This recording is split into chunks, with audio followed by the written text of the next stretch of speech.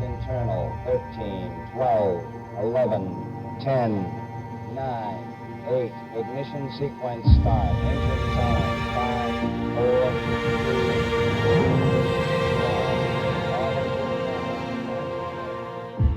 1. Apollo 15 was launched 50 years ago on July the 26th, 1971. It was a relatively big step from the previous 3 missions. As President Nixon stated, it would be the most ambitious scientific exploration in space at that time.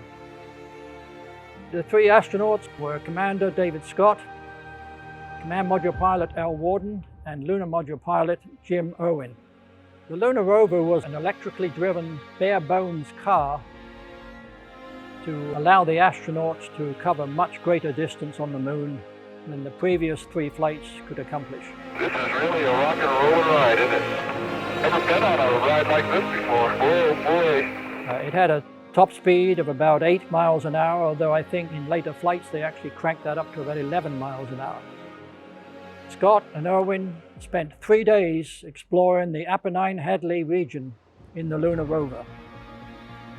There's actually a plaque on the Lunar Rover Vehicle that was left on the moon that says, "Man's first wheels on the moon." The heavy focus on science for Apollo 15 was its primary feature. It was achieved 2 ways. One, of course, with the Lunar Rover Vehicle on the moon to gather more lunar data.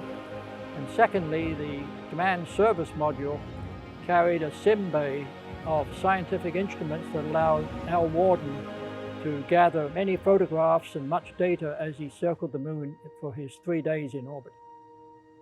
One of the interesting experiments that Scott performed on the moon was to demonstrate Galileo's theory that 2 objects will always drop at the same rate in an airless environment.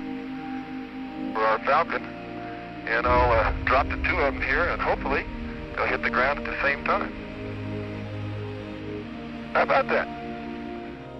Scott and Irwin, while they were doing their lunar rock studies on the moon, came across a single rock that was determined to be over 4 billion years old.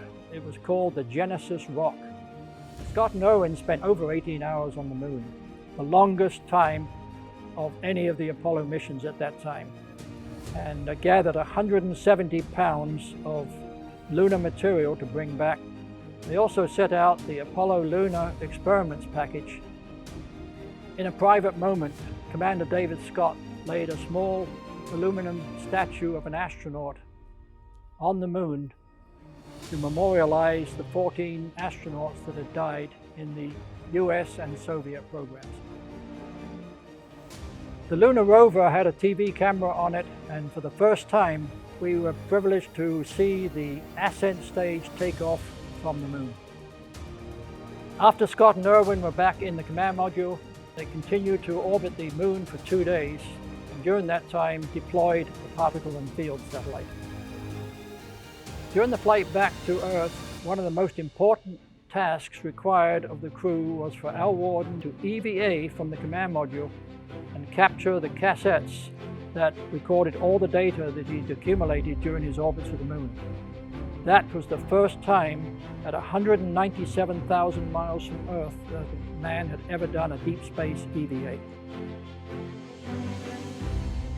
During re-entry, the burning reaction control system fuel burned through the risers of one of the chutes, and that chute streamed and effectively became about 1/5 of its normal capacity.